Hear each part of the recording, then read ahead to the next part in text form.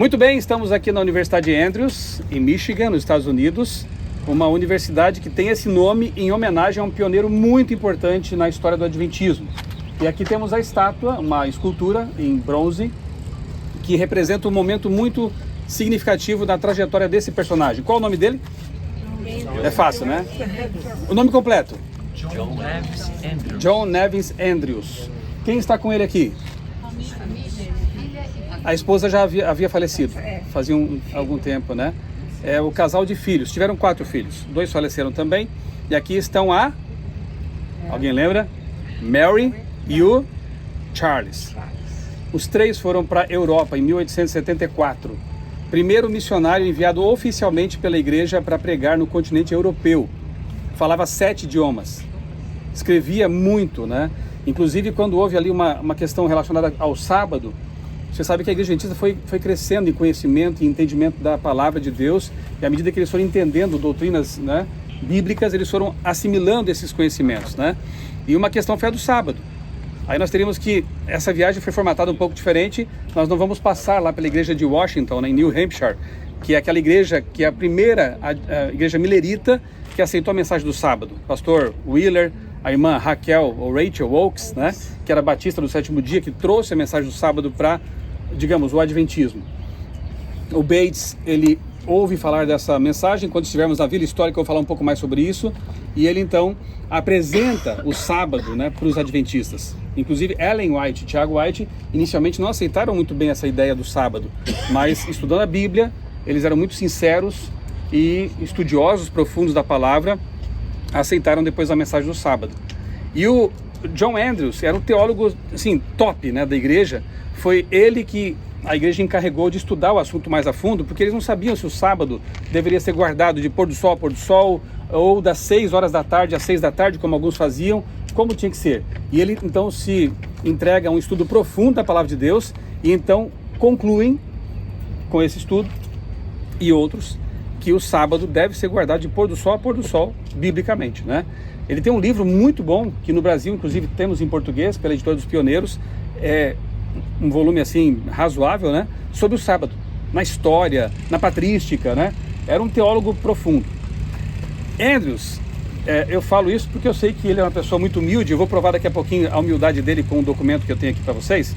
Mas ele falava assim: olha, se perderem a Bíblia, eu consigo reproduzir o Novo Testamento inteiro de memória e algumas partes do Antigo Testamento. Que vergonha, né? Eu vou citar de novo aqui um texto que me deixa emocionado sempre que eu leio. Ellen White conta que os pioneiros, eles dedicavam horas e horas, até tarde da noite muitas vezes, para entender bem a palavra de Deus e saber como pregá-la corretamente para as pessoas. E muitas vezes viravam até a noite estudando a Bíblia. E eu perguntei para vocês dias atrás, né? Qual foi a última vez que você maratonou a Bíblia, né? O inimigo tem colocado muitas distrações em nossa vida e muitas vezes não temos dedicado o tempo necessário para conhecer a palavra de Deus. Esse homem sabia de memória, claro, memória privilegiada, né? Mas sabia de memória o Novo Testamento todo. Isso é impressionante, muito impressionante. O Andrews, ele então se estabelece na Suíça, né? Basel, e ali ele começa a escrever, publicar. E a Mary era muito boa também em línguas. Ela aprende o francês, aprende outros idiomas para ajudar o pai na revisão dos textos. E aí surge lá, criam lá na Europa, né, a revista Sinais dos Tempos, em francês. A mensagem vai se expandindo pelo continente europeu, graças ao trabalho dessa família. Ele foi muito triste para lá, porque a esposa tinha falecido, a Angelina. E aceitou o chamado, né? Apesar da tristeza, apesar da perda. Ellen White disse para os europeus: olha, estamos enviando para vocês o nosso melhor homem. Para ver como, assim, estavam valorizando a pregação, né, do evangelho em outros lugares. E pouco tempo depois, acho que a Mary tinha 13 ou 14 anos quando foi para a Europa. Com 17 ela também faleceu. Assim, eram tempos muito difíceis, né? Doenças como tuberculose, pneumonia e outras matavam muitas pessoas. A primeira mulher a morrer em campo missionário. Primeira missionária, né, a morrer no campo missionário, realmente. Ele também falece lá. Andrews, ele vem para os Estados Unidos por um tempo, depois volta para a Europa e acaba falecendo com 54 anos. Muito jovem. E assim, porque também eram dedicados tremendamente à missão. E havia poucos, sobrava tudo para eles, né? Então nós temos que realmente honrar a memória dessas pessoas, né? Foram os nossos pioneiros. E quando a gente lê Apocalipse 10, não vou me demorar muito aqui nesse ponto, talvez lá na Vila Histórica a gente volte a isso, a gente vê a descrição aqui do livrinho aberto, né? Que João é orientado nesta visão a tomar o livrinho aberto, que é Daniel, que era o único livro que estava fechado, né? Na Bíblia. Sela a visão, Daniel, fecha o livro. E aqui diz que o livro está aberto, então só pode ser Daniel, e é um livro pequeno, um livrinho. Ele pega o livro, você sabe da história, ele é doce na boca. Anunciar a volta de Jesus, como eles tinham compreendido, era maravilhoso, era doce. Mas quando a mensagem é entendida, ela é assimilada, vem o amargor, vem a decepção, vem o desapontamento. O grande desapontamento de 1844. Andrews tinha só 15 anos quando passou pelo desapontamento. Era um milerita. Ellen tinha 17, eram todos jovenzinhos. O Joseph Bates era o mais experiente, tinha uns 50 e poucos anos, né? Mas a maioria deles, o Loughborough, era um jovenzinho. E aqui no texto Apocalipse, então, descreve o desapontamento pelo qual eles passariam, que a igreja ia enfrentar esse baque, assim como os discípulos enfrentaram também um desapontamento quando Jesus morreu na cruz. Eles esperavam que era o Messias que libertaria o povo de Israel dos romanos. Eles idealizaram o Messias e se desapontaram com isso. Mas após o desapontamento da cruz, eles passam por essa prova e Jesus, ele organiza, digamos assim, a igreja cristã. À semelhança do que aconteceu aqui, né, nos Estados Unidos. Eles passam por um desapontamento, a imensa maioria debanda, perdem a fé, volta para suas igrejas, mas um punhado de homens e mulheres sinceros permaneceu firme pedindo a Deus luz, compreensão e estudando a Bíblia, reestudando a Bíblia. E aí eles entendem, né? Hiram Edson, pena que dessa vez não passaremos na fazenda dele, né? Mas ali está o local de nascimento da teologia adventista, digamos assim, né? Quando Hiram Edson compreende a doutrina do santuário, ou pelo menos o início disso, dessa compreensão. E aí, é uma pena, mas enfim, foi profético, né? Que eles não tenham talvez se deparado ou estudado ou entendido adequadamente o verso 11, que diz assim, após o desapontamento, é necessário que você ainda profetize a respeito de muitos povos, nações, línguas e reis. Interessante, né? Porque estava aqui já a explicação. Vocês vão passar por isso, mas depois disso, preguem a todo mundo. Porque no início os adventistas aqui achavam que bastava pregar nos Estados Unidos. Porque aqui já era um país assim, multiétnico, né? Então pregando aqui já estamos pregando para as tribos, para as nações. Não era isso que Deus queria. Deus queria que esse movimento, apesar de pequeno, apesar de não tão forte assim como outros, se espalhasse pelo mundo. E que bom que nós começamos pela Conferência Geral, pela Assembleia, 62ª Assembleia, porque ali a gente viu o cumprimento dessa profecia. É uma igreja com 20 e poucos milhões de membros, não é das maiores, mas está espalhada por quase todos os países. Isso é um cumprimento profético. Então, como eu disse, Andrews tinha só 15 anos, quando passou pelo desapontamento. E ele entendeu a mensagem do santuário, entendeu tudo o que os pioneiros entenderam e se tornou um adventista do sétimo dia. Ele passou por uma prova muito grande quando o tio dele, que era um congressista, tá? Um congressista, uma pessoa rica, importante, chegou para ele e falou assim, sobrinho, eu tenho uma proposta para você. Você pode escolher a faculdade que você quiser, Harvard, Yale, escolha a faculdade, eu pago tudo, pago suas roupas, pago seus livros, para você me suceder lá no Congresso. Era um menino brilhante. Você vai ter uma carreira brilhante. O Andrews falou assim, tio, muito obrigado, mas eu quero ser um pastor. É verdade o que eu tenho ouvido, que você, além de ser pastor, quer pregar sobre sábado dos judeus, essas coisas aí, você está certo disso? Sim, tio, eu quero ser um pastor adventista. Eu vou te dar um dia para você pensar. Pense bem. Aí no dia seguinte o tio voltou. Imagine como foi aquela noite, né? Andrews, jovenzinho, 15 anos, orando, pedindo orientação para Deus. E no dia seguinte ele fala, sim, tio, muito obrigado, mas eu quero ser um pastor adventista do sétimo dia. Teve uma vida de privações, né? Como todos os pioneiros, nenhum deles foi uma pessoa rica, né? Abastada, sofrimentos, mas abriu caminho, né? Para tantas coisas. E é justo que essa faculdade aqui, essa universidade que inicialmente se chamava Emmanuel Missionary College, tenha sido rebatizada como Universidade Andrews, pela figura que ele representou. Detalhe para nós brasileiros. Isso aqui está no meu livro aqui, a chegada do Adventismo ao Brasil. Quando o pastor John Lipke, pioneiro do Brasil lá, né, da educação, ele queria iniciar a obra de publicações no Brasil, a Casa Publicadora Brasileira, ele veio aqui, no então Emmanuel Missionary College, e pediu doações, pediu ajuda. tinha havido um incêndio nessa universidade e apenas um prelo, uma impressora movida à mão, sobreviveu ao incêndio. Doaram para ele alguns tipos móveis, alguns dólares, ele voltou ao Brasil e aí fundou a Sociedade Internacional de Tratados, que viria a ser a Casa Publicadora Brasileira. Então nós, da CPB, temos uma dívida de gratidão também para com a Andrews, por ter nos doado os recursos iniciais com os quais começamos ali a CPB no Rio de Janeiro, então, depois Taquari, e São Paulo e finalmente Tatuí, onde está desde 85. É isso.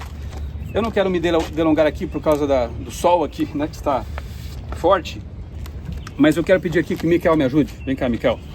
Entrega uma folha dessa para cada casal, família, tá? Eu não sei se tem para cada um, mas acho que basta uma por família. E eu quero ler para vocês um trechinho dessa carta que foi escrita à mão pelo John Andrews. E ali no cabeçalho pode perceber que ele fala assim, olha, estritamente confidencial. Confidencial. Ele enviou essa carta lá da Suíça para Uriah Smith, que então era editor lá da Review and Herald, da nossa editora em Battle Creek, para onde iremos depois. E nessa carta, ele pede, acho que está na outra folha aqui, ele faz um pedido interessante para o Uriah Smith. Essa carta é de 1883. Estão com ela na mão aí? Ok? Todos já receberam? Aqui atrás. Vem cá, traga mais uma aqui para o casal.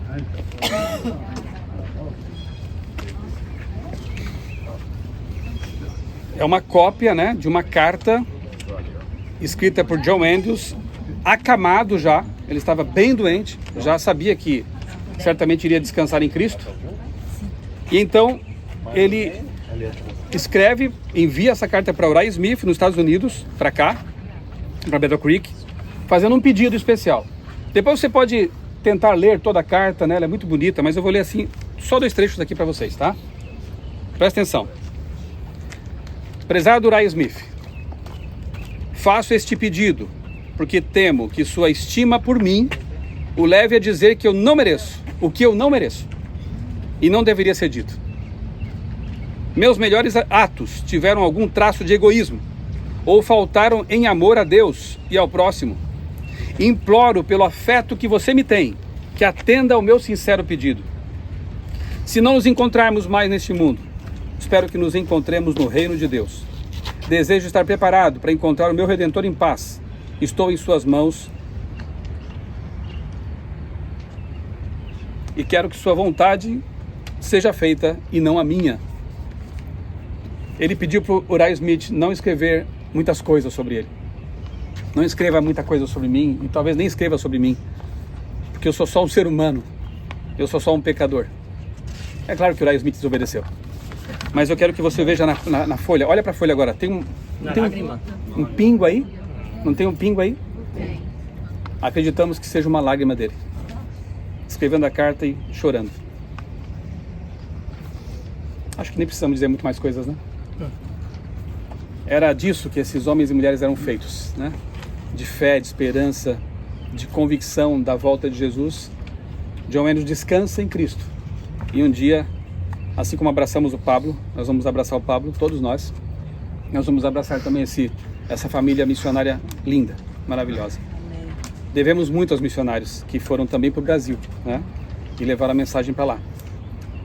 Que nós possamos imitar o modelo deles, o exemplo deles, ser um pouquinho do que eles foram e fazer a nossa parte também, pregar o Evangelho no nosso bairro, na nossa cidade, ou se Deus nos mandar para o campo missionário fora de lá, que assim também seja. Amém. Deus nos ajude a ser como Mary, Charles e John Andrews. Amém. Amém.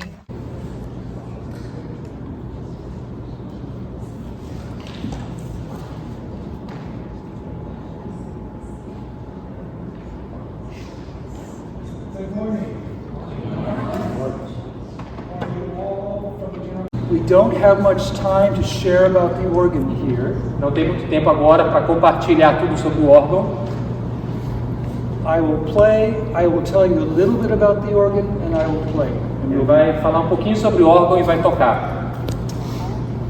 The organ is mostly making its sound through pipes. O órgão é basicamente o som através desses tubos.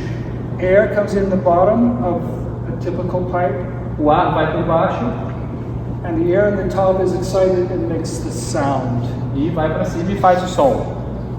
There are a few sounds on the bottom and the lower tones Tem alguns sons que são mais graves that are electronic. They're not pipes. e que são eletrônicos, não são com tubos. But most of the sound is with pipes. Mas a maioria do som que a gente ouve aqui vem desses tubos. The organ spreads across, I suppose, about 20 meters. O tamanho é mais ou menos de 20 metros de lá para cá. And has about 4,300 pipes. E tem mais ou menos 4.300 tubos. Given we have little time, I will play for you without saying much more. Devido ao tempo curto que a gente tem agora, ele vai seguir em frente e tocar pra gente. The organ at General Conference Session, which you all probably heard me play, was completely electronic.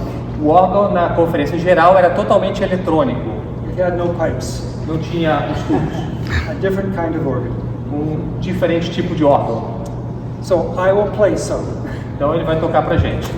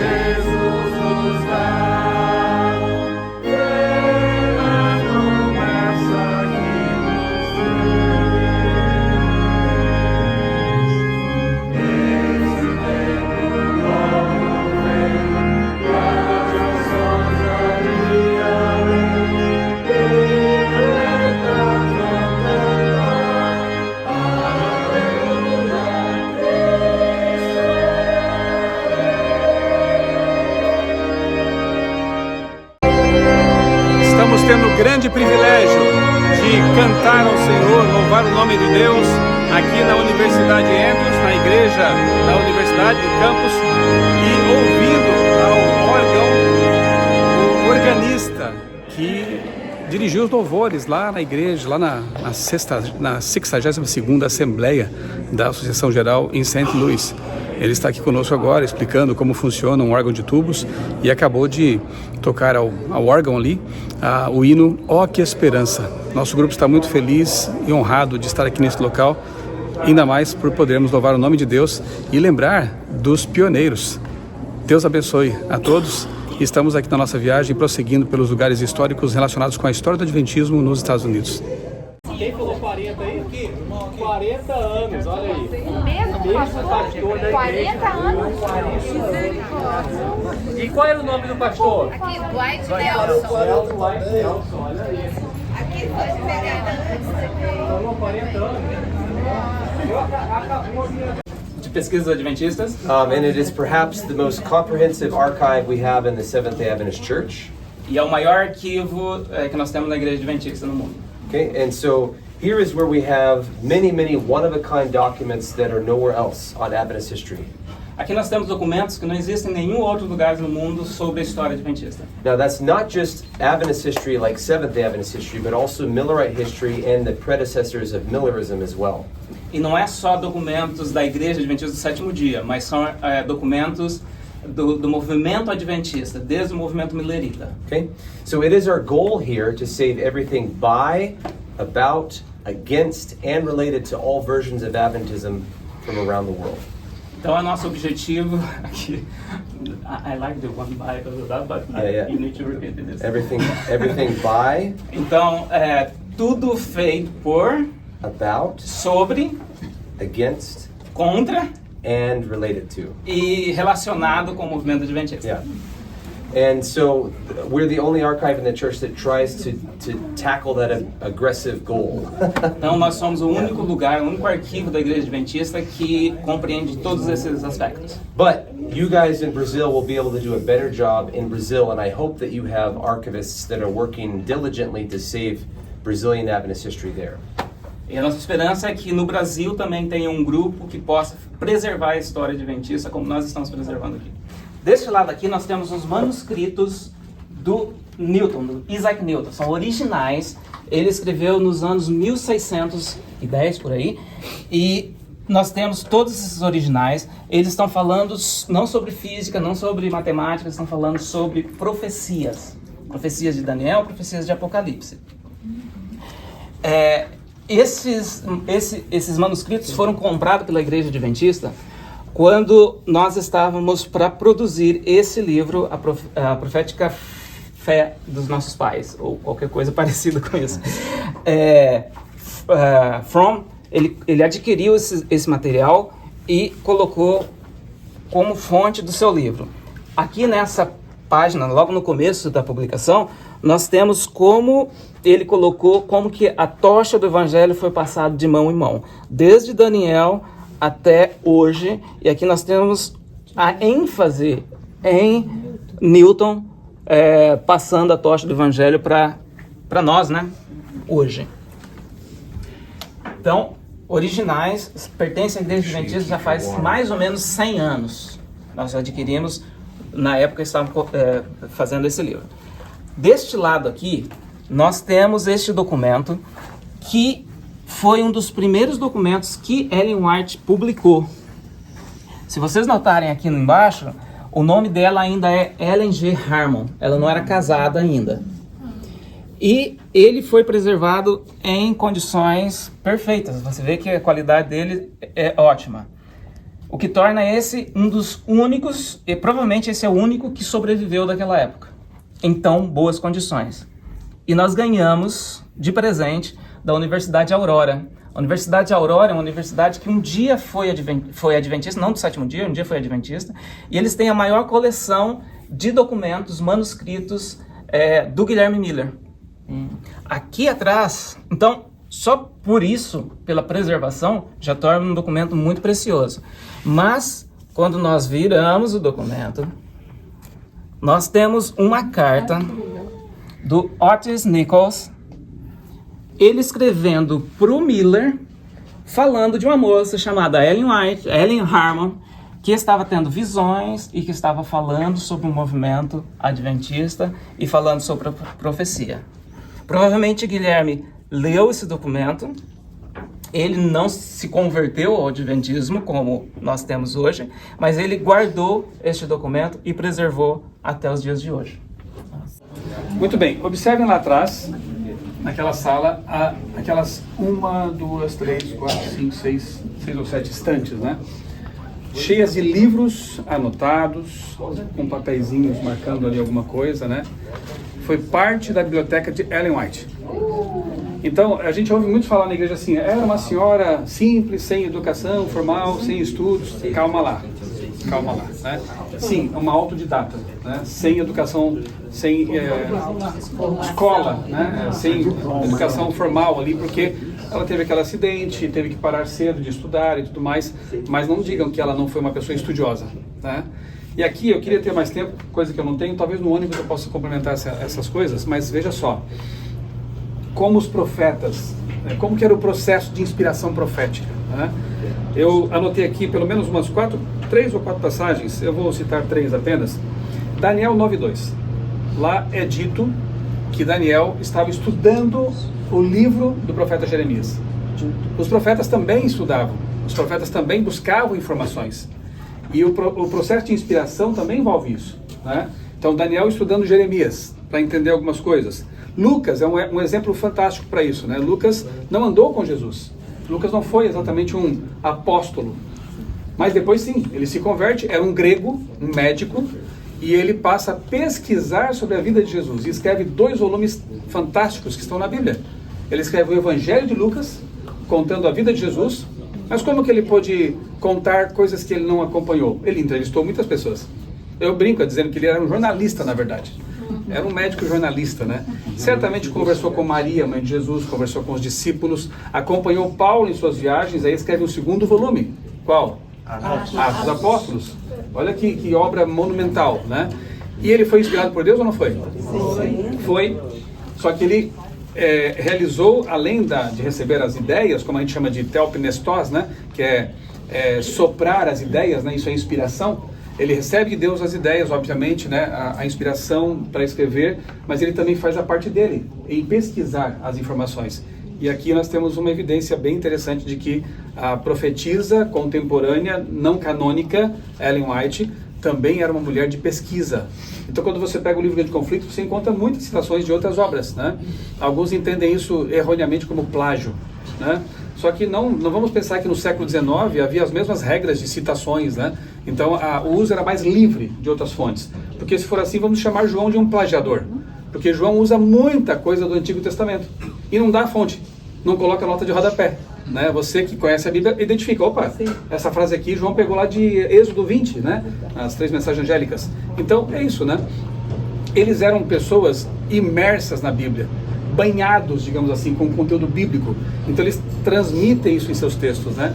E Ellen White pesquisou muita coisa. Por exemplo, ela cita muito aquele D'Albinier, né? Um historiador muito famoso do tempo dela. Mas o que é interessante? Esse é um outro ponto interessante. Ela também cita vários autores que já defendiam coisas que a gente chamaria de reforma pró-saúde, certo?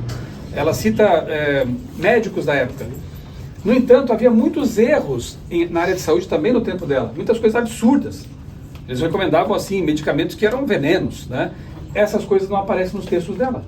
Como que uma mulher sem estudos conseguiu navegar por todo esse conhecimento e selecionar só o que realmente atravessaria as décadas sendo algo correto? Como que uma mulher sem educação formal em medicina, em nutrição, em outras tantas, teologia, né, consegue trafegar por todo esse conhecimento e usar aquilo que realmente é verdadeiro e deixar de lado aquilo que é absurdo, aquilo que não vale a pena? Então, isso também é parte do processo de inspiração, certo?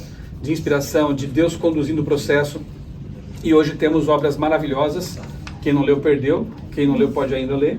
O Grande Conflito, o Desejato às Nações. Toda a série Grande Conflito, para começar. Porque são mais de 100 mil páginas manuscritas.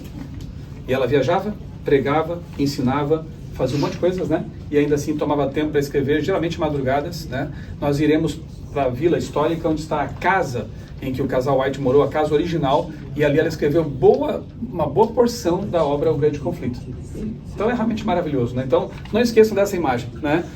E quem sabe muda um pouquinho essa ideia de que Ellen White não era uma pessoa que tinha educação e erudição, né? Ela foi crescendo com o tempo, né? Ela começa como uma jovenzinha ali, simples, humilde, mas vai se tornando uma gigante no conhecimento, né? Uma pessoa formidável. É isso. Espero que tenham gostado desse tour aqui nesse local tão especial, né? E aqueles livros ali não são todos dela ainda. Eu falei que é parte da biblioteca, que foi recuperada, mas não é tudo. A própria compreensão dela do Evangelho foi igual, né? Sim, viu nos quadros ali, né? Um crescimento, né? Conhecimento, compreendendo, foi aprofundando.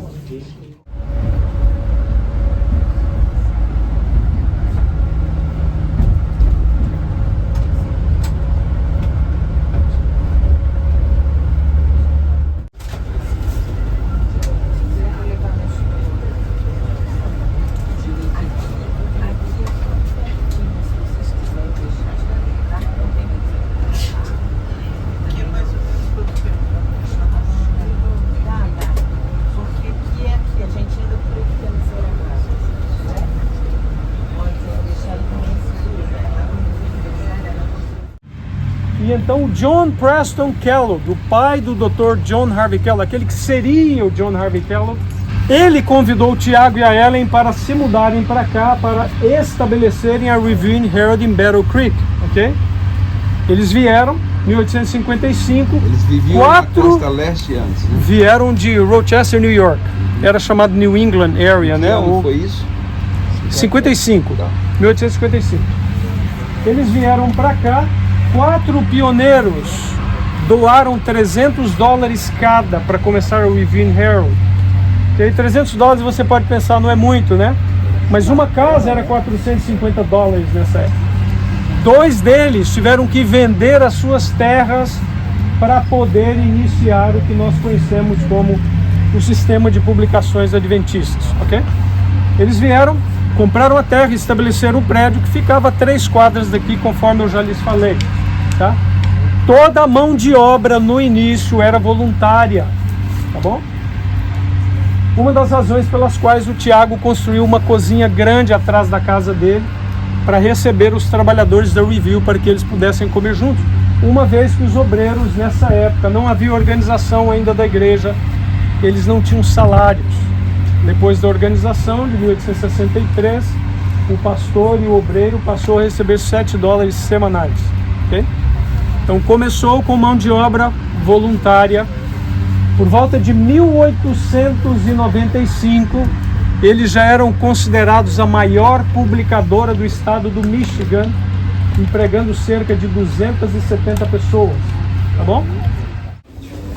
É o que deu lugar, esse aqui deu lugar a esse aqui, ok? Eles usaram esse edifício por 6 anos e no lugar colocaram esse de tijolos. Esse de tijolos é o que foi destruído pelo incêndio em 1902 e que empregava bastante gente, ok? Então, o processo era moroso, eles usavam uma Washington Press como essa daqui, ok? A tinta, ela era transferida por uma espátula para o rolo, do rolo para a placa de impressão, ok? Daí eles colocavam o papel, abaixavam essa plataforma, giravam para baixo aqui com a manivela, prensavam, retornavam, abriam e colocavam para secar um por um. Okay? Para vocês terem uma ideia, a composição de uma placa, como vocês podem ver aqui, ela levava tempo porque era letra por letra. Okay? As letras são ao revés para poder formar o efeito espelho para poder fazer a impressão. A placa tem aproximadamente 100 pounds, porque é chumbo, ok? E eles então tinham que fazer todo esse processo página por página. Quando faziam livros menores, eles usavam um quadro como esse daqui, dividido em 4 páginas. Okay? 4 páginas e um quadro como esse, quando era livros. Tá bom?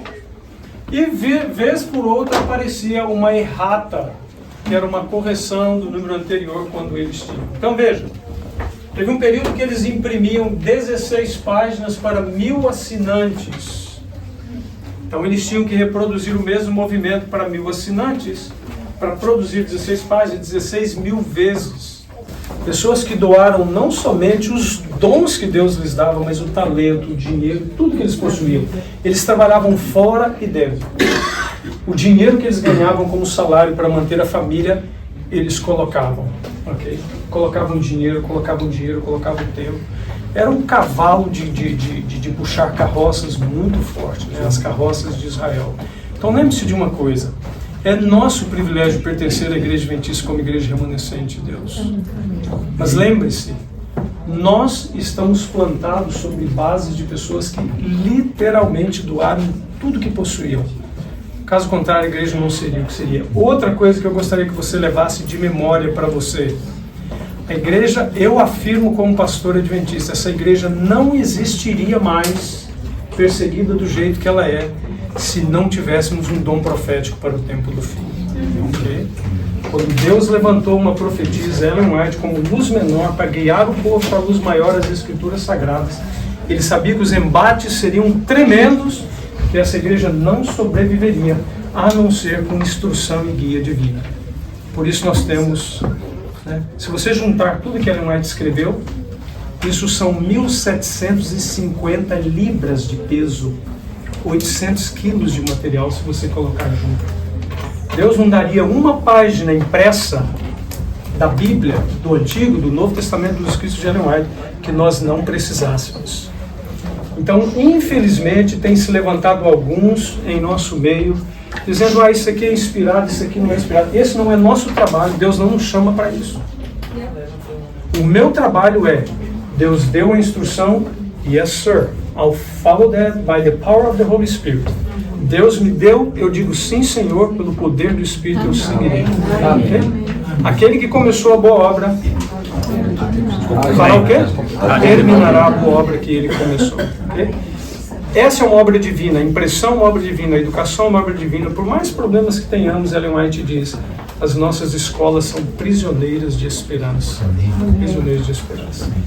A nau que fede, que cheira dentro dessa arca, porque, desculpa a expressão, nós somos um bando de animais. No bom sentido, desculpa, não no sentido evolucionista, né? E às vezes a gente tem que share o mau cheiro. Mas se a gente pular fora, onde está a tempestade do pecado, de Satanás, da bagaceira que está a sociedade, a gente não tem como sobreviver. Ele mais diz que essa é a nau segura que vai transportar o povo de Deus remanescente até o porto, que é a Nova Jerusalém. Amém. Então por isso existe a obra educacional, a obra hospitalar e a obra de publicações. De um lado se assentavam meninos, do outro lado meninas. Eles inclusive guardavam os pertences separadamente, por isso que existem 2 quartinhos ao fundo. Okay? Na educação adventista, o início não era para educar pessoas de fora. Okay? A matriz da educação adventista existiu para preparar obreiros para a missão.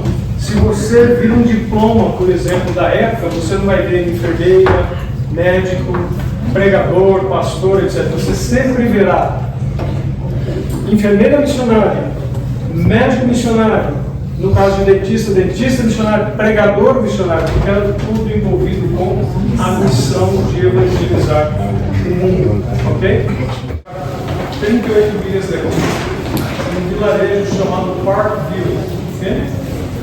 Esse indivíduo aqui é o Loughborough, John Loughborough.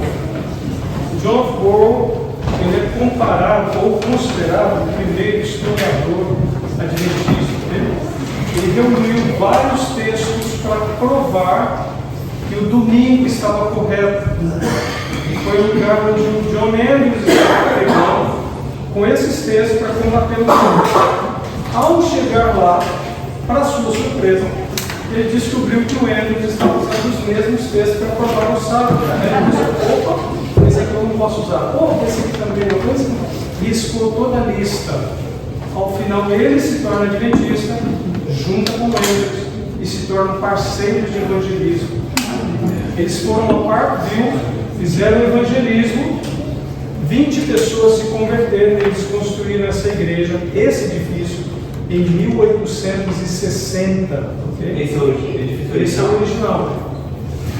Daí eles dedicaram, organizaram esse edifício dia 12 de janeiro de 1861. Essa é a primeira igreja organizada na igreja de 1861, antes mesmo de haver organização.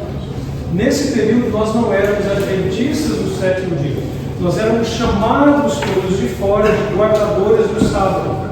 Ok? Guardadores do sábado. No dia da dedicação, várias pessoas estavam presentes. O futuro presidente John Byton, da igreja adventista do sétimo dia, o primeiro, estava presente. O Wesley, o Jones, o Bates, tantos outros pioneiros. O Tiago White estava presente, a Ellen estava presente, o John Andrews, o John Loughborough, ok? Como é que nós sabemos dos detalhes?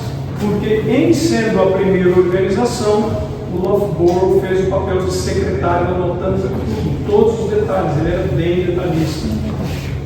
Ele se dirigiu, falou algumas palavras, na sequência, o Andrews, o Tiago e a Ellen. A Ellen se dirigiu à congregação. Quando ela retornou para sentar aqui, ela foi tomada em visão exatamente onde eu estou. Por 20 minutos ela ficou em visão. Quando a Ellen estava em visão, o Tiago, especialmente no início da nossa obra, ele convidava qualquer pessoa da congregação para examinar a sua esposa, para ver se ela demonstrava ou tinha os sinais de um profeta verdadeiro. Ela não piscava, ela não respirava por todo o tempo da visão. Ela tinha pulsação normal e ela tinha força física descomunal. Okay? Ao ponto de, ao mover os braços, o Tiago chamava homens fortes para deter os movimentos, eles não podiam deter os movimentos dela. Ela estava sob a influência do Espírito de Deus. Okay? Aquela porta ela não existia, ela foi adicionada mais adiante. Tá? De acordo com a descrição do Loughborough, bem aqui no segundo banco, onde você estava sentado um indivíduo. O sobrenome dele era igualzinho do Erwin Brown. Ele era um médico e também um espírita. Ok? Dr. Brown. Ele espalhou por todos os lugares que Ellen White não era profeta. Ela se auto-hipnotizava, ela se mesmerizava, aquele termo usado então. E ele disse o seguinte: ela não é uma profeta. Se eu estiver presente por ocasião que ela manifeste o tal do dom profético, eu vou tirá-la da hipnose. O James estava convidando as pessoas porque a Ellen estava em visão. Dr. Brown estava ali. E os membros, sabendo da fama dele, começaram a chamá-lo. Dr. Brown, essa é a sua oportunidade. Venha e faça o que o Senhor disse que iria fazer. Ele começou a caminhar aqui, começou a tremer, não sabia o que iria encontrar. Parou diante e ficou olhando para ela. E percebeu que ela não mexia os olhos. Ela estava como uma pessoa morta de olhos abertos. Já começou a ficar desconfortável. Subiu alguns degraus, checou o pulso e falou: é normal, está bem. Daí ele foi checar a respiração dela. Quando ele checou e viu que ela não respirava, ele ficou tão apavorado, correu para a porta. O diácono bloqueou a porta e não deixou ele sair. E falou para ele: não, você vai ter que fazer o que você disse que fazer. Ou você a retira da visão, ou você explica o que está acontecendo. Ele virou para a congregação e disse: só Deus sabe o que está acontecendo aqui, eu não tenho ideia. Essa mulher não pisca, ela não respira como uma morta, mas ela tem pulsação normal. Só Deus sabe. Por favor, me deixe ir embora. Foi embora. Ela continuou alguns minutos em visão. Passados os momentos da visão, ela voltou e então ela olhou para a congregação que estava lotada, mais ou menos 80 pessoas, e ela disse: está por vir sobre esse país uma guerra que vocês não tem uma pessoa aqui que consegue imaginar as cenas. Eu vi mortos de ambos os lados. Essa guerra vai durar muitos anos, muitos americanos vão morrer.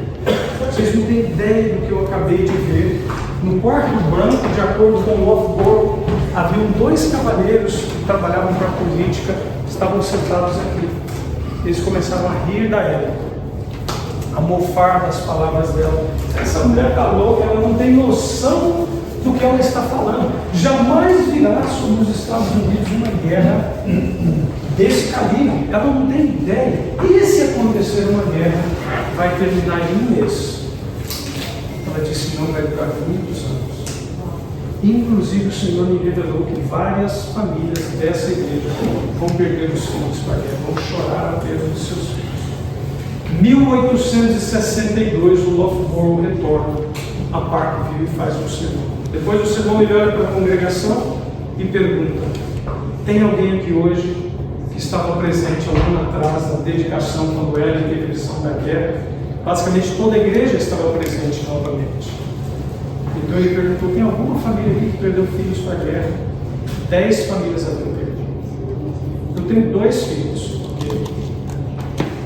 Naquela época, as famílias tinham 10, 12, 15. O John Preston, que era o pai do doutor, teve 19 filhos. Se você se baseia no número de filhos que eles tinham nessa época e no tamanho dessa igreja, todas as famílias da igreja haviam perdido filhos para a guerra. Okay? A guerra durou quase 5 anos. cerca de 750 mil americanos morreram na guerra civil. Foi uma guerra longa, foi uma guerra que dizimou 3/4 milhão de pessoas para uma população que era bem menor do que hoje, nos Estados Unidos. Se você combinar todas as guerras, os Estados Unidos é um país que briga muito, ok? Se você combinar todas as guerras que os Estados Unidos já esteve envolvido, não atinge o número de baixas da guerra civil. Ellen teve a primeira visão aqui, dia 12 de janeiro de 1861. A guerra começou exatamente 3 meses depois, no dia 12 de abril de 1861. A segunda visão foi próxima a Rochester, New York, numa igreja um pouquinho maior que essa. E o que Ellen White viu se cumpriu. Esses 2 homens, né? Esses 2 homens estavam presentes quando o Lovejoy voltou e eles também haviam perdido filhos. Então veja, gente. Segundo Crônicas 20:20 diz o quê? Crede no Senhor vosso Deus, estareis seguros. Crede nos seus ok? Deus deu o dom profético para a igreja remanescente porque nós precisamos do dom profético. Eu costumo traduzir da seguinte forma: essa igreja ela é esmagada constantemente por Satanás e as trevas para destruir a missão que nós temos. Por isso que nós precisamos do dom profético. Para sempre nos lembrar que nós precisamos retornar à inspiração sagrada das Escrituras, a Bíblia. Então é nosso papel fazer o quê?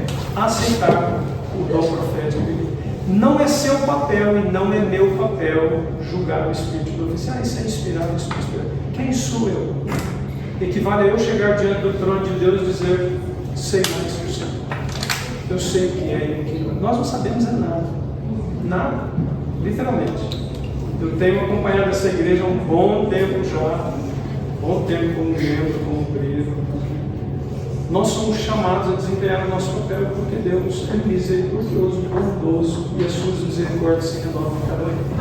E parte das suas misericórdias que se renovam a cada manhã se chama revelação e inspiração profética. É um dom de Deus para sua vida. Tá bom? Culto original. Esse é o chart original. As plataformas eram altas porque eles não tinham recursos de microfone para projetar a voz do pregador. Okay? Haviam 2 portas para a entrada de homens e mulheres, solteiros se sentavam separados e famílias se sentavam ao centro. Essa é a cor original dos assentos. Por isso a gente pede para não sentar, porque senão cada um leva um pouquinho de tinta para um canto do mundo e a gente acaba perdendo o original. Claro que eles não tinham luz elétrica, eles usavam velas no lugar, tá, para iluminar. Os púlpitos eram baixos porque os americanos nessa época eram baixos, com exceção desse cavaleiro que era 6'2", tá? Que era um indivíduo mais alto. Mas o importante de lembrar é que a história do Adventismo ela está intrinsecamente conectada com a teologia adventista. Se você destruir a história, você destrói o futuro da igreja. É muito importante você ensinar, especialmente você pastor, a história do Adventismo, o movimento de Deus para a sua congregação.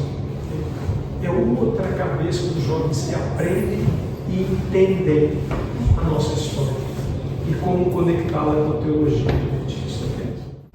Ela não é a cabana original do primeiro adventista, o David Hewitt, mas ela é uma cabana original, por coincidência, do mesmo ano em que ele se torna adventista. Essa cabana foi doada pela Sociedade Histórica e nós a trouxemos para cá. Ela ficava a 5 quadras daqui. Okay? É uma cabana original, portanto. Basicamente, nós contamos a história porque aqui em Battle Creek, a igreja começa dentro da casa do Hewitt. A cerca de 48 milhas daqui, num lugar chamado Jackson, é onde se convertem os primeiros adventistas, que foi o Dan Palmer e a Abigail Palmer, a esposa dele, também através da pregação do Bates, ok? O Bates veio para Battle Creek em 1852, então para poder, não é sob indicação de Deus, trazer o evangelho para cá. Ali ele tem um sonho, onde Deus lhe orienta a ir num lugar chamado Battle Creek para pregar. No outro dia, ao acordar, ele virou para o Dan Palmer e falou: Brother Palmer, o senhor me impressionou a pregar num lugar chamado Battle Creek, eu acho que é um porto. Como ele era um capitão de navios aposentado, né? O Palmer virou para ele e disse assim: olha, nós não temos oceano no Michigan, tem lagos grandes, mas nenhum porto chamado Battle Creek, mas tem um vilarejo de aproximadamente 1.300 pessoas, a 4 horas daqui, chamado Battle Creek. Ele falou: bom, esse deve ser o lugar então.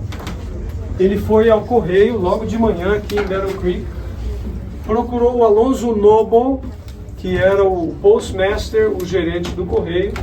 Então ele perguntou para ele: quem é o homem mais honesto da cidade? E o Alonso disse para ele: é o David Hewitt. Aqui está o David Hewitt. Esse é o Hewitt. Um abraço, bom te ver. Tudo de bom. Tudo de bom. Esse é o David Hewitt e a esposa dele, Olive Hewitt. Ele pegou o endereço então, se dirigiu à cabana do Hewitt, bateu na porta logo de manhã. Quando o Hewitt abriu a porta, ele disse: você é o homem mais honesto da cidade? Se você é o homem mais honesto da cidade, eu tenho uma mensagem de Deus para você. O Hewitt o convidou para entrar, participar do de jejum. Eles tomaram o de jejum. Daí o Hewitt afixou o seu chart profético na parede. Vocês podem ver uma cópia ali, uma réplica. E ele começou a explicar as profecias de Daniel, capítulo 2, capítulo 7. O Bates. O Bates explicando para o Hewitt. Obrigado. Então, obrigado, meu. E ele então começa a explicar a expansão da visão, capítulo 8, capítulo 9, que vão acrescentando detalhes, Apocalipse. E então ele ensina sobre o descanso sabático no 7º dia. Porque nessa época os cristãos descansavam, descanso sabático no 1º dia, ok? Eles entendiam que eles estavam... Eles entendiam que eles estavam descansando, mas que era o 1º dia. So, o Hewitt e a esposa se tornam os primeiros adventistas de Battle Creek. Okay? Ele então começou a convidar os vizinhos para sua cabana e ele estabelece a primeira igreja dentro da sua cabana. Manteve por um tempo. Daí, como o Little Flock, como era chamado, começou a crescer, eles mudaram para 2 quadras daqui, compraram um lote na esquina da Van Buren com a Cass Street e construíram a primeira casa de reuniões.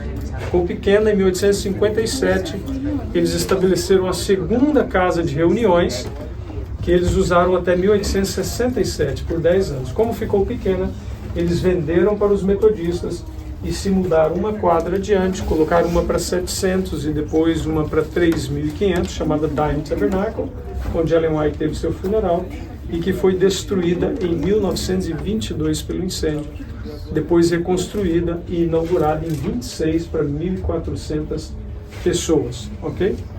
O David Hill, ele é o homem mais honesto da cidade. É a pessoa a quem Deus confiou o estabelecimento da igreja adventista aqui. Ele é o primeiro converso, o homem mais honesto. É o homem que planta a igreja dentro da sua cabana de troncos. Por que ele era o homem mais honesto?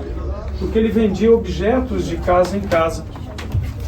Ele anotava o nome, o endereço, o objeto vendido, quanto ele havia cobrado, quanto ele recebeu de troco. E no final do dia, ao fazer as contas, se ele descobrisse que ele havia overcharged 1 centavo, ele caminhava todas as milhas para trás para poder devolver 1 centavo.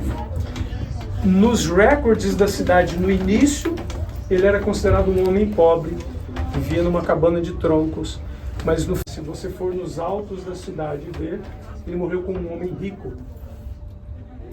Um homem extremamente fiel nos dízimos e nas ofertas, muito aberto para a igreja, ajudou a avançar a igreja de Deus. Eu vou contar um outro detalhe relacionado a ele lá dentro da segunda casa de reuniões. Mas uma coisa é importante: quanto mais ele doava, mais Deus derramava sobre ele. Mais Deus derramava sobre ele. E ele morreu como um homem, não vou dizer um homem abençoado, porque abençoado ele já era desde o início, mas um homem farto de bens materiais, porque Deus dava para ele dar para sua igreja, e ele dava e não retinha para si. Essa casa é a primeira casa que eles possuíram, uma casa deles. Antes eles moravam de aluguel, ok? Então é a única casa também onde toda a família morou juntos. Eles tiveram 4 filhos, o Henry, o Edson, o William e o John Herbert, ok? O John Herbert, ele nasceu aqui nessa casa em 20 de setembro de 1860, e ele faleceu nesta casa com menos de 3 meses de vida em dezembro, dia 14 de 1860, ok? Nessa foto já não aparece mais o bebê, quer dizer, não existem fotos do bebê, mas ele já não existe aqui no período dessa foto. Morreu com 3 meses. O próximo a falecer também já não aparece nessa foto, que era o Henry, o mais velho. O Henry faleceu com 16 anos de idade em Thompson, Maine, em 1863, 3 anos depois do bebê, ok? Quando o bebê faleceu, ele foi enterrado aqui porque eles moravam nessa casa. Quando o Henry faleceu, ele pediu aos pais para trazê-lo para Battle Creek e sepultá-lo junto com o irmão, ok? O próximo foi o Tiago, que faleceu 2 dias depois de completar 60 anos, em 1881, em agosto de 1881. Daí o próximo foi a Ellen morreu na Califórnia, em junho. Ela faleceu, teve um funeral 2 dias depois do falecimento. Daí teve um segundo funeral para os adventistas de lá, então eles a trouxeram para Battle Creek, porque aqui se concentrava uma das grandes, uma membresia bem grande de adventistas aqui. Então eles a trouxeram para o último funeral aqui, e ela foi sepultada em 1915. O Edson faleceu em 1928 com quase 80 anos, e o William, que foi o único que deu descendência à família White, ele faleceu em 1937 com 83 anos. Ele é também a pessoa que cuidou da mãe nos últimos anos de vida, da Ellen, e ele é também a pessoa que estabelece o White State, okay, para resguardar ou guardar a idoneidade dos escritos que Ellen White produziu. Ali vocês vão ver uma cisterna que ele cavou, tá? Essa cisterna ela foi cavada pelo Tiago para aumentar a frequência dos banhos, porque nesse período eles tomavam um banho por semana no inverno. Lembrem-se o seguinte, eu já vivo aqui há muitos anos, eu já peguei aqui no estado do Michigan menos 34 Celsius. Então faz um pouquinho de frio, como diz os gaúchos, dá para fechar a veneziana aí. É bem frio. Então imagina uma família com 10 filhos, vocês lá no poço quebrar o gelo, tirar a água, trazer para esquentar, a casa não tinha aquecimento comum como nós temos hoje, aí vai tomar banho até chegar no filho, seria um processo de 2 dias para a família inteira. Então o Tiago coloca um poço para que eles pudessem tomar mais banhos frequentes durante a semana, e Ellen White diz, no período do inverno, ela recomenda pelo menos 3. Assim, não é que ela está recomendando 3, ela está dizendo pelo menos 3, né? Para poder manter pelo menos a saúde do corpo, né? Aqui esse espaço é chamado de White Lot, né? Vários membros da família White estão sepultados aqui, os pais aqui, Tiago, ou James White, né? Ellen White, e aí nós temos filhos e noras também, né? Uma curiosidade antes de eu expor aqui o assunto, enfim, né? Vocês veem aqui um obelisco, que os conspiracionistas adoram, né? Mas olhem ao redor, obelisco. Era um costume na época, né? Lá no Brasil é mais comum você ter cruz, né? Cruz em cima dos túmulos ou na lápide ali. Aqui, naquela época, até hoje alguns ainda usam, né? Esse símbolo do obelisco, que não tem nada a ver exatamente com maçonaria e com essas coisas.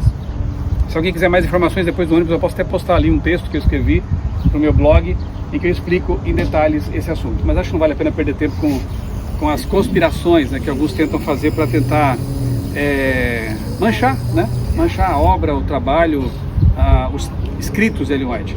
Nós temos histórias de Ellen White dizendo que não convém aos adventistas fazerem parte de sociedades secretas.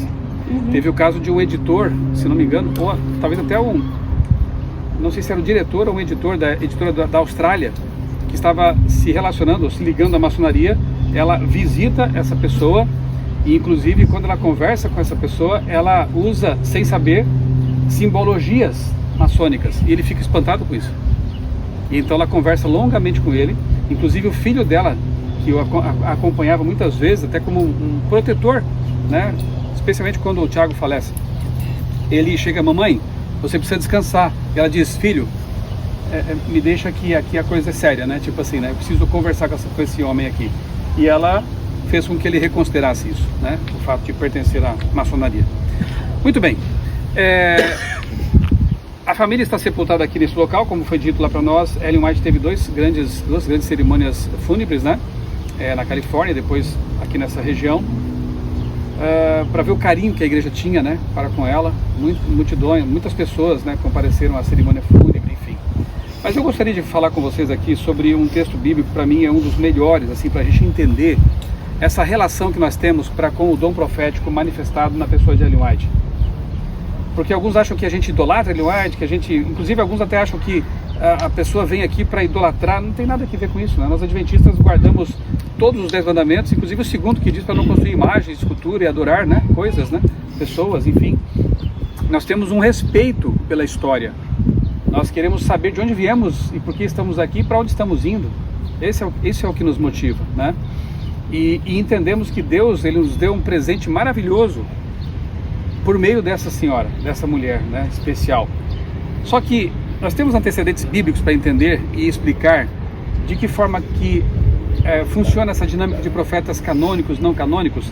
Para mim, segundo Crônicas 34 é o melhor exemplo. Eu vou resumir naturalmente aqui o texto, eu tenho um sermão inteiro sobre esse assunto aqui. É um daqueles capítulos que são sermões prontos, né?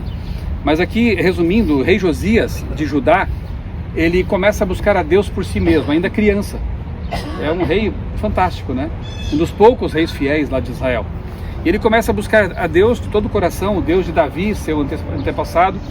E aí ele promove uma reforma espiritual em Judá, elimina os ídolos, elimina aqueles cultos pagãos, idolátricos e orgiásticos até, sacrifício de crianças e coisas absurdas que haviam se instalado no meio do povo de Deus.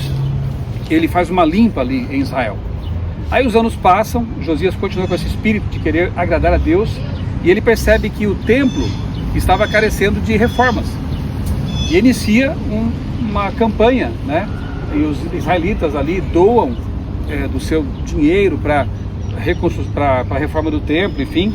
E é dito no texto que enquanto eles estavam reformando o templo, o sacerdote Ilquias encontrou lá dentro o rolo da lei, um livro de Moisés.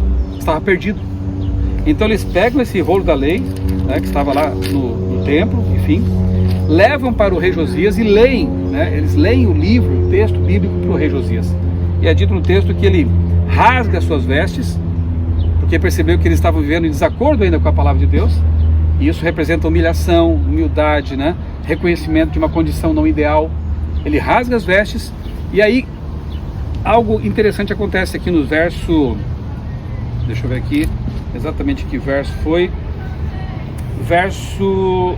Eu vou ler do 19 para frente. Quando o rei Josias ouviu as palavras da lei, rasgou as suas roupas, então deu ordens a Ilquias e a Aicão, filho de Safã, e a Abdon, filho de Mica, e a Safã, o escrivão, e a Asaías, servo do rei, dizendo: vão consultar o Senhor por mim. Vão consultar o Senhor por mim, ok? E pelos que restaram em Israel, em Judá, a respeito das palavras deste livro. Qual livro? Foi encontrado. Vamos dizer assim, a Bíblia. Foi encontrada no templo. Vão consultar o Senhor a respeito das palavras deste livro. Muito bem. Que foi encontrado. Porque é grande o furor do Senhor que se derramou sobre nós, porque os nossos pais não guardaram a palavra do Senhor para fazerem segundo tudo o que está escrito neste livro. O pecado deles é que eles estavam sendo parciais. Talvez obedecesse uma parte, ou outra, como alguns hoje querem ser também, né? Alguns acham que, o pastor Gomit falou isso, alguns se atrevem a selecionar partes da Bíblia que lhes convém. Para mim isso é inspirado, essa parte aqui não gostei, isso aqui me condena, então eu deixo isso aqui de lado, não foi inspirado. O ser humano não tem esse poder, né? Paulo diz que toda a Escritura é inspirada por Deus. Discípulos de Emaús, Jesus caminhando com eles, é dito no texto por Lucas, né? E começando por Moisés e por todos os profetas, explicavam-lhes o que a seu respeito constava em todas as Escrituras. Nós, cristãos adventistas, entendemos que toda a palavra de Deus é inspirada, que tudo que está na palavra de Deus é útil para o nosso ensino, para a nossa repreensão, para a nossa salvação.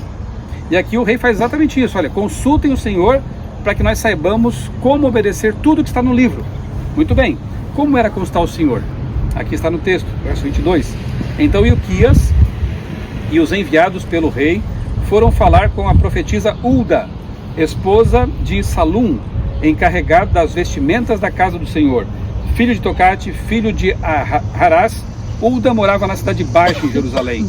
Eles lhe contaram o que havia acontecido e ela então, o texto prossegue, fala com eles, orienta aquelas pessoas sobre como observar o quê? O livro. Gente, isso aqui é fantástico, porque nós temos aqui o profeta canônico na história. Quem? Moisés. Moisés escreveu parte da Bíblia, então é um profeta canônico. E nós temos uma profetisa que na época estava viva e o rei aproveitou essa oportunidade, Hulda, que não é canônica. Por quê? Você tem algum livro na Bíblia chamado Segundo Livro de Hulda? Tem alguma carta de Hulda? Não tem. Então ela é uma profetisa não canônica, porque não escreveu algo que compõe a Bíblia. Mas ela não foi usada por Deus? Não foi inspirada por Deus, Hulda? É claro que sim. Me deem outros exemplos de profetas canônicos agora, além de Moisés. Daniel, Jeremias, Ezequiel, Isaías, não, Isaías é canônico. Malaquias, profetas canônicos. Por quê? Escreveram textos que compõem o cânon, a Bíblia. Agora me deem exemplos de profetas não canônicos na Bíblia, além de Hulda. Natã, as filhas de Filipe, no Novo Testamento. João Batista, o maior dos profetas, não escreveu partes da Bíblia, portanto era um profeta não canônico. Mas alguém diria que ele não foi inspirado por Deus? Pois é, esse é o conceito. Profetas não canônicos são inspirados pelo mesmo Espírito Santo que inspirou os profetas canônicos. Mas via de regra todos apontam para a luz maior, que é a Bíblia. Portanto Jesus, porque ele é a essência da Bíblia, né? Ele é o personagem principal da Bíblia. Então os profetas sempre apontam para Jesus como a luz maior, sempre apontam para a Bíblia como a luz maior. Esse foi o ministério de Ellen G. Harmon White. Ellen White. Ela o tempo todo em sua vida apontou para a palavra de Deus como a regra de fé e prática do povo adventista. Uma de suas últimas mensagens, talvez a última, ela levantou a Bíblia e disse: irmãos, recomendo-vos este livro. A vida inteira ela apontou para Jesus e para a Bíblia como a luz maior. E eu repito, né, algo que o pastor Gomide falou em algum momento ali também, né? Na verdade, eu complementei algo que ele estava falando, dizendo assim, que se o inimigo usou esta mulher, ele deu um tiro no pé dele mesmo. Porque eu leio os livros de Ellen White já faz pelo menos 30 anos. Acredito ter lido quase tudo do que ela escreveu, pelo menos em português. Trabalhei na editoria dos livros de Ellen White por 3 anos. Foi um privilégio tremendo que Deus me deu lá na Casa Publicadora Brasileira. E eu posso testemunhar para vocês do cuidado com que nós tratamos os escritos dela. Pra vocês terem uma ideia, a gente fez uma atualização da língua portuguesa, né, da tradução. Os textos em inglês estão ali, são originais e ponto, né? Estão especialmente no cofre do White State, na sede mundial da igreja. Mas as traduções estão por aí. E as traduções em português já estão um tanto assim desatualizadas, antigas, né? Então nós fizemos um trabalho titânico assim de atualização dos textos em português. Para vocês terem uma ideia, alguns parágrafos a gente dedicava às vezes uma tarde para traduzir devidamente. Nós consultávamos outras traduções de outras línguas, consultamos muitas vezes o dicionário Webster, não atual, do tempo de Ellen White, para entender qual o sentido que ela quis dar àquela palavra no tempo dela, para fazer o mais precisamente possível as traduções. Então eu fico triste quando alguns aí fora acusam, né, a Casa Publicadora, ou o patrimônio de Ellen White, né, os depositários, porque eu sou testemunha do cuidado, da reverência, das orações que a gente muitas vezes elevou a Deus pedindo para ter sabedoria e o devido cuidado com esses textos tão especiais. E eu repito, há 30 anos lendo os textos dela, eu tenho mais vontade de ler a Bíblia. Há 30 anos lendo os textos de Ellen White, eu tenho mais vontade de ir para o céu, de ter uma vida de santidade, de buscar mais saúde física, mental e espiritual. Então, se o inimigo usou essa mulher, ele fez uma coisa muito estranha, porque ela só traz bênçãos. Eu escrevi um texto com o seguinte título: o que seria da Igreja Adventista sem Ellen White? E eu fiz uma reflexão nesse sentido. Eu acho que até existiria Igreja Adventista, mas não teríamos educação adventista. Não teríamos sanatórios, hospitais, rede de saúde adventista. Não teríamos editoras adventistas. Porque todas essas agências de salvação foram criadas sob a orientação inspirada dessa mulher. É só você ler Fundamentos da Educação Cristã, Educação, Medicina e Salvação, Ciência do Bom Viver, conselhos aos editores, escritores. É impressionante, impressionante. Quanta coisa, quantos conselhos vieram da pena, né? A gente fala pena inspirada, né? Porque naquele tempo escrevia com pena, né? Da pena inspirada dessa mulher fantástica que foi Ellen White. Perfeita? Não. Nenhum profeta foi perfeito, eram seres humanos, né? E ela também, como ser humano, também teve suas limitações, né?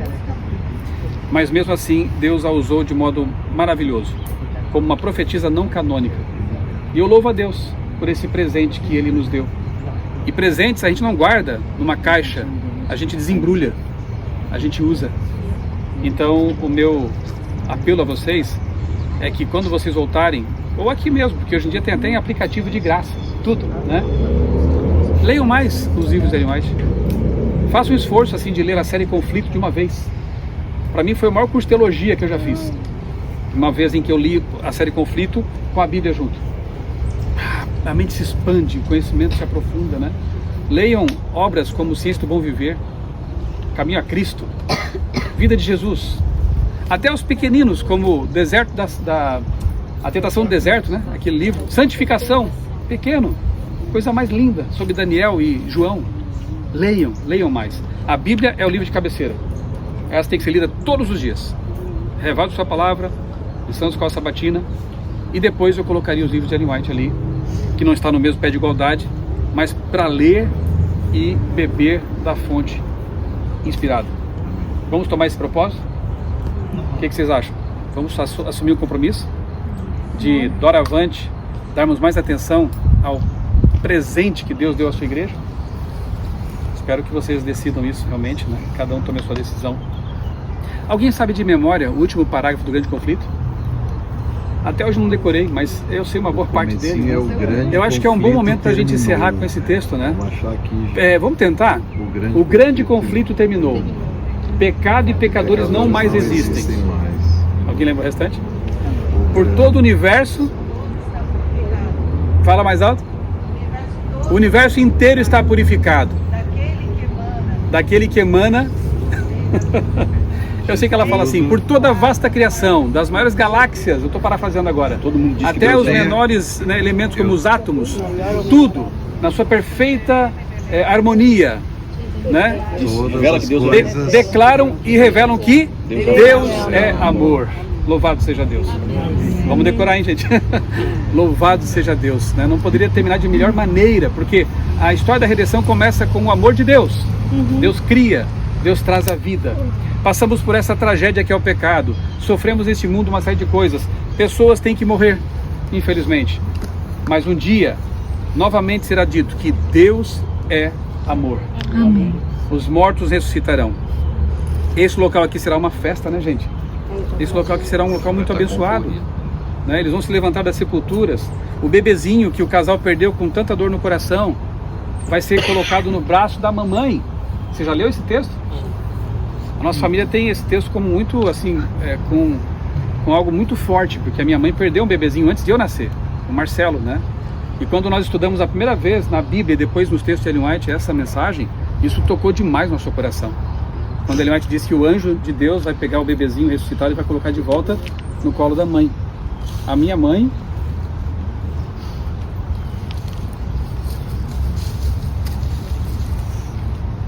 vai receber de volta o Marcelo. Ellen White vai receber de volta o seu bebezinho. Nós vamos ter de volta o nosso pai, que faleceu na pandemia. Você vai ter de volta o seu querido, que faleceu também. Alguns acham estranho, a adventista gosta de cemitério, né? Por quê? Porque para nós cemitérios não falam de tristeza. Falam de saudade. Falam de saudade. Mas falam de esperança. Falam de ressurreição. Falam da volta de Jesus. E um dia eu quero dar um forte abraço nessa mulher. Depois de abraçar Jesus, depois de abraçar meu pai, depois de abraçar pessoas que a gente quer muito encontrar, quero dar um abraço nessa mulher e agradecer pelo bem que ela me fez. Pelo privilégio que foi poder ter lido o que ela escreveu. Isso tem moldado a minha vida, da minha família, tem nos orientado por esse mundo tão complicado, tão difícil. Deus nos preserve firmes até o fim. Deus nos ajude a avançar, né? Olhando para frente e para o alto, como ela dizia, né? Orientados pela palavra, orientados pela inspiração. Vamos terminar com uma oração nesse bom lugar? Oremos. Amado Deus, maravilhoso Pai, nosso Criador, obrigado, Senhor, mais uma vez, de novo, por esse privilégio que nos estás dando, de estar aqui num bom lugar, um cemitério. Muitos pioneiros estão aqui sepultados, além da família White, nós temos aqui o Ray Smith, nós temos aqui o David Hewitt também sepultado, e outros tantos pioneiros que no tempo deles dedicaram tanto esforço à pregação do Evangelho. Hoje a nossa geração está aqui. Hoje somos nós que temos nas mãos a tocha da verdade. Faze-nos dignos, Pai. Dá-nos forças, perseverança, fé, para prosseguir. E quem sabe em nossa geração concluir a pregação do Evangelho para ver Jesus voltar nas nuvens dos céus. Obrigado, Pai, porque para nós, porque cremos na Tua Palavra, a morte é apenas um lapso, um intervalo entre a vida aqui e a vida lá na eternidade. Obrigado, porque nós sabemos que aqui neste local há pessoas salvas, que um dia estarão conosco no mar de vidro, para adentrar pelos portais da santa cidade, a Nova Jerusalém. Pai querido, que nenhum de nós aqui se perca pelo caminho.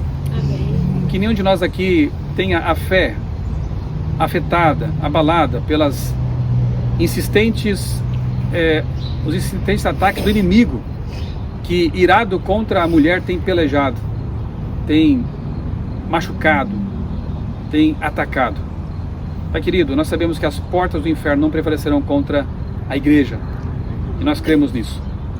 Mantém-nos firmes até o fim e ativos na Tua obra, é o que nós te pedimos e agradecemos em nome do Senhor Jesus. Amém. Amém. Queridos, um último comentário. Algumas milhas daqui está um cemitério, não tão bonito e agradável quanto esse, e lá está sepultado Dudley Canwright, aquele que disse: essa igreja é pequena demais para mim. Ele saiu da igreja, passou a atacar a Ellen White, passou a atacar a igreja adventista, depois foi para a igreja batista, lá também não se deu muito bem, os batistas nem, no fim das contas, até o desprezaram. Ele está sepultado numa lápide que está até torta.